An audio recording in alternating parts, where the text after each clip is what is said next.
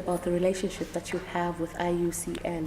The background, it all goes back, what is our long-term view in Shell? The world still needs a lot of energy. Every form of energy has a footprint. So there is not an ideal solution. Now we like to be a responsible company. So long-term I expect that we work together with a lot of NGOs. People can see that we work in line with the expectations of society, and then the NGOs are our witnesses. With all the good marketing that you've been doing, where does it begin with the civil society? How are you going to be friends with civil society? I think that's a role for a company like Shell. We work in many countries. Yeah. People like to work motivated, and we think the best formula for success of the company is that if people see that sustainability, safety, or other societal aspects, if not only that we take them seriously, but incorporate in all the things that we do, that people prefer to work with Shell. So in the end, it is a good business model for us, and at the same time, it is in line with the values and the norms as most in our Shell company, as they feel it. Yeah, but why do you think you attract so much flack from organizations?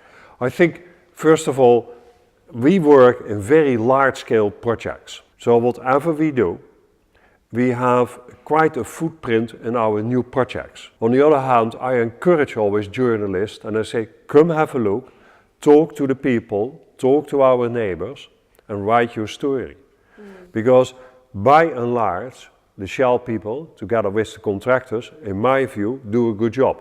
Now, if you have a project which is as large as building a whole city in 3 years, it is possible that we make some mistakes. I feel there are prejudices as well, and the best way is that we give the information and invite the people to see our constructions or operations, how we do it. We do a lot of, media and people research, to see, for instance, the articles about Shell, how do we score in favorability or unfavorability, what are the absolute figures, how is it compared to the competition, what kind of countries are there differences, and of course we simply ask people, and you can ask people who fuel Shell gasoline, or you can interview what is called influentials, or you can interview NGOs.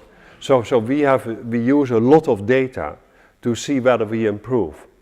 What we see all the time is that